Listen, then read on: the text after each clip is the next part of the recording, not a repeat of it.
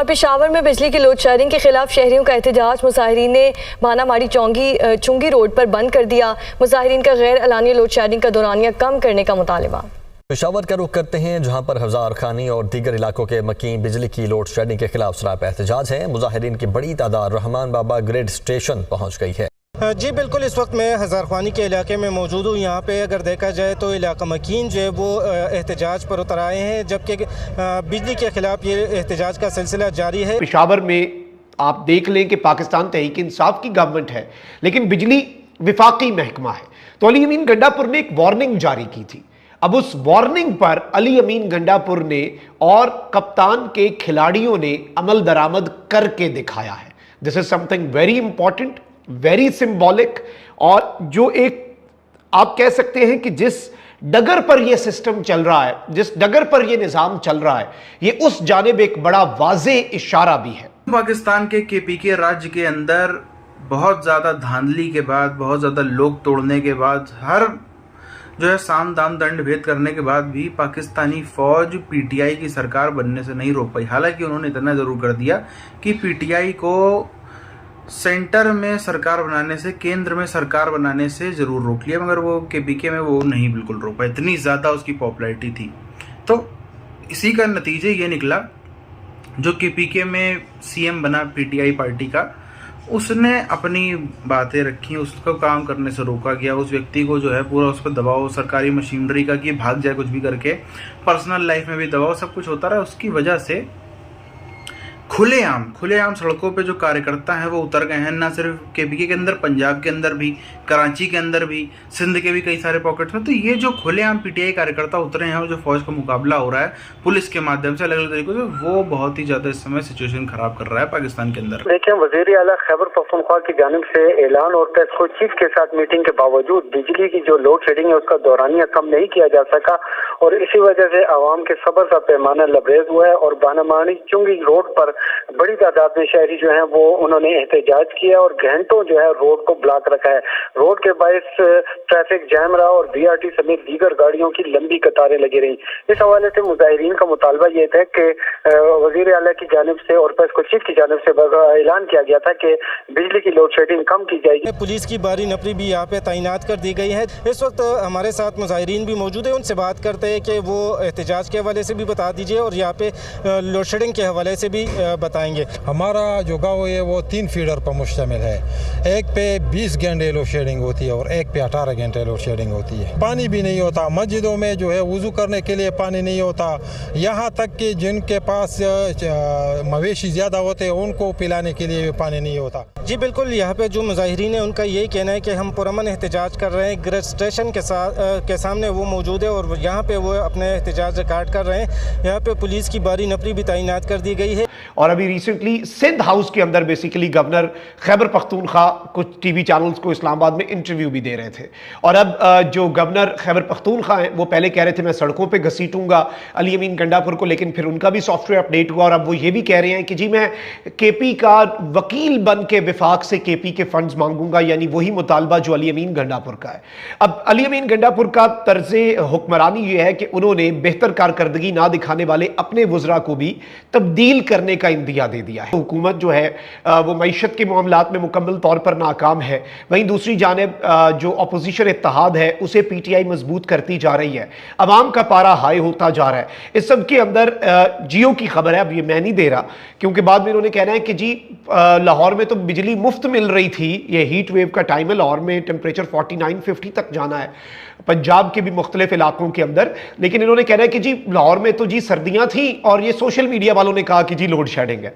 खैबर पख्तूनख्वा में अली अमीन गंडापुर ने एक बात कही थी और एक दिन का टाइम दिया था कि ये गैर एलानिया लोड शेडिंग अगर आपने ख़त्म ना की तो हम जो यहाँ पे विफाक के ज़ेरे इंतज़ाम खैबर पख्तूनख्वा में इलेक्ट्रिक सप्लाई कंपनीज़ हैं, जो दफातर हैं, जो ग्रिड स्टेशंस हैं, हम उन पर कब्ज़ा कर लेंगे। हम उन पर, और ये इस चीज़ को अब आप सिविल नाफरमानी कहें, इस चीज़ को आप सूबों का अपने लिए हक मांगना कहें, जो भी इसे फ्रेज कर लें या रीफ्रेज कर लें आप, ये आपका जाविया हो सकता है इस चीज़ को। खैबर पख्तूनख्वा के लोगों को बिजली की लोड शेडिंग से तंग किया तो बिजली के ग्रिड स्टेशन का हम कंट्रोल संभाल लेंगे। और इन्होंने कल ये स्टेटमेंट दी थी पीटीआई के एमपीए फजल इलाही ने कि कल से ग्रिड स्टेशन का बटन जो है वो मेरे हाथ में होगा।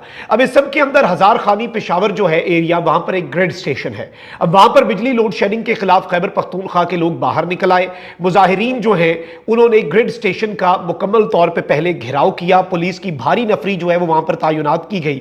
लेकिन फिर अगर आप इस ग्रिड स्टेशन के अंदर के मनाजिर देखें तो आपको यह बात समझ आ जाएगी कि बदतरीन लोड शेडिंग से तंग आकर पेशावर में अवाम ने अपने एमपीए की जेर क़यादत ग्रिड स्टेशन में दाखिल होकर कंट्रोल खुद संभाल लिया और एमपीए और अवाम जो है वो मिलकर अपनी बिजली जो है वो बहाल कर रहे हैं। ये अनप्रेसिडेंटेड विजुअल्स हैं और ऑब्वियसली खैबर पख्तूनख्वा में गवर्नमेंट और पुलिस जो है वो पाकिस्तान तहरीक इंसाफ के पास है, तो वहां पर इस तरह की चीजें, और ये एक बड़ा वाजे, आप इसे ये कह सकते हैं कि ये एक पब्लिक की तरफ जो चीजें जिस तरह से चल रही हैं ना, ये उनका स्टार्ट भी हो सकता है। वैसे जाती तौर पे मेरी ये राय है कि अगर शहरों की तरह पेशावर में भी बिजली की तवील लोड शेडिंग का सिलसिला जारी है, जहां बिजली की बंदिश से तंग शहरियों ने ग्रिड स्टेशन में घुसकर खुद ही अपनी बिजली बहाल कर दी। पेशावर के शहरियों ने बिजली की लोड शेडिंग के खिलाफ रुकन सूबाई असम्बली की क़यादत में हजार खानी ग्रिड स्टेशन के बाहर एहतजाज किया, जहां एहतजाज के दौरान इलाका अमायदीन और दीगर रिहायशी ग्रिड स्टेशन के अंदर मौजूद रहे। यानी कि लोगों ने बाहर से भी घेराव किया और जो मुअज़्ज़िज़ीन हैं इलाके के अमायदीन जो हैं वो ग्रिड स्टेशन के अंदर चले गए। एहतजाजी मुजाहिरे में शामिल अहले इलाका ने ग्रिड स्टेशन से खुद ही अपनी बिजली बहाल कर दी। रुकन सूबाई असम्बली फजल इलाही ने मेन स्ट्रीम मीडिया को इंटरव्यू में कहा कि तमाम फीडर्स जाकर बिजली बहाल कराएंगे। लोगों को 8-8 महीने बाद बिजली के मीटर लगाकर दिए जाते हैं, अब वो भी फौरी लगाकर दिए जाएंगे और हमारे इलाके की बिजली जहां से बन रही है वहां बिजली की सप्लाई नहीं रुकेगी और अगर हमारी बिजली बंद होगी तो फिर हम सब की बिजली बंद करेंगे। आज पहला काम इन्होंने करके दिखाया है और इन्होंने जो बात कही है कि जो आज तो इन्होंने जो चीजें की हैं, जो ग्रिड स्टेशन है हजार खानी ग्रिड स्टेशन पेशावर में, लेकिन कल इन्होंने जो फीडर बंद करने की बात कही है, जारी बात है पब्लिक इनके साथ है, वहां पर ये कर भी सकते हैं। शेख मोहम्मदी फीडर जो है बिजली का वो बंद करने का इन्होंने ऐलान किया और इन्होंने कहा है कि फिर इस्लामाबाद तक के तमाम तर फीडर्स जो हैं वो बंद हो जाएंगे। शायद आपको ये खबर और इसकी सीरियसनेस का इदराक ना हो पा रहा हो, लेकिन अगर आप इसे इक्वेशन में डालें, जिस तरफ को हालात जा रहे हैं और जिस तरह से मैंने एक पस मंजर आपके सामने रखा और जिस तरह से हालात जून जुलाई तक चले जाने हैं, उस सब के तनाजुर में ये सब कुछ बहुत ज्यादा इंपॉर्टेंस का हामिल हो चुका है। ये मामला इंतहाई संगीन नौयत का हो चुका है और सिस्टम जो है वो एक तरह से आप ये कह सकते हैं, इसमें कोई दूसरी राय नहीं है कि सिस्टम अपने घुटनों पर भी आ सकता है। और शहबाज शरीफ साहब की हुकूमत तो वैसे ही आपको पता है कि बिल्कुल डामाडोल है। नाज़रीन इकराम, फिर भी जहां जहां पर शहबाज शरीफ से मुलाकात का मौका आया, जहां जहां पर SIFC के इजलास में शिरकत का मौका आया, अली अमीन गंडापुर वहां पर जाते रहे। अली अमीन गंडापुर रियासत के साथ, और अभी रिसेंटली जो एक कंट्रोवर्सी चली और इसके ऊपर KP हुकूमत के जो वज़रा हैं उन्होंने भी बहुत ज्यादा बात की कि अली अमीन गंडापुर को SIFC के इजलास में बुलाया ही नहीं गया और ये बेसिकली अवामी मैंडेट की तौहीन है। लेकिन जाहिर बात है अब शायद इन्हें एहसास हुआ होगा और वज़ीर आज़म की ज़ेर सदारत खुसूसी सरमायाकारी सहूलत काउंसिल का 10वां इजलास जारी है। बड़ी खबर आ रही पाकिस्तान से, जहां पर खास तौर पर KPK राज्य में एक खुलेआम झगड़ा चालू हुआ PTI और नॉन PTI जो सरकार है उसके बीच। नॉन PTI यानी कि आप जानते हैं उसमें PMLN भी है, उसमें पीपल्स पार्टी भी है, उसमें और जमातें भी हैं, मगर उसका मतलब है उनको बैक करने, वो जो अलग अलग नॉन PTI पार्टीज़ हैं उनका ना अपना कोई वोट बैंक है खास। अब कुछ पॉकेट्स में ज़रूर है, कुछ सीटें ज़रूर, मगर इतनी किसी की भी हैसियत नहीं है कि वो सरकार बना ले पाकिस्तान में।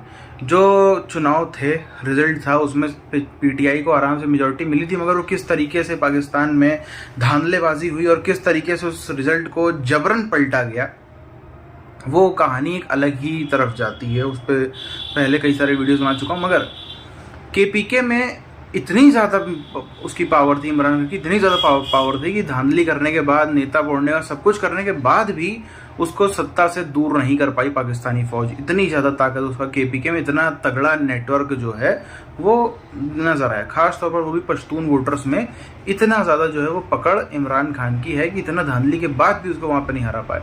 और जो इनका मुख्यमंत्री बना पीटीआई का केपीके में, उसने एक तरह की गुस्सा तो झेला ही पाकिस्तानी फौज की तरफ से। उसी का नतीजा ये था कि इस तरीके की खुलेआम जो स्टेट है और जो फौज है वो आमने सामने आ गए। और सिर्फ वहीं तक नहीं, जो पंजाब के अंदर, जो कराची के अंदर, जो अलग अलग कोनों में पाकिस्तान के, एक पीटीआई का जो कैडर है वो फिर से सड़कों पे उतरा। और उस पीटीआई कैडर में एक तेजाबी ख्वाब है कि हमारा इमरान खान के साथ में गलत हुआ है। उस कैडर के मन में एक तेजाबी ख्वाब है कि ये जो है हम इसको बर्दाश्त नहीं करेंगे, बहुत ज़्यादा जो है वो हो गया, इतना ज़्यादा समय तक अंदर करके रख दिया इमरान खान को, पता नहीं जिंदा वापस आएगा बाहर कि नहीं आएगा, कुछ नहीं पता चल रहा है। तो सब चीज़ें हैं, मगर एक एनार्की की सिचुएशन जो है पाकिस्तान में रोज़ मजबूत होती जा रही है।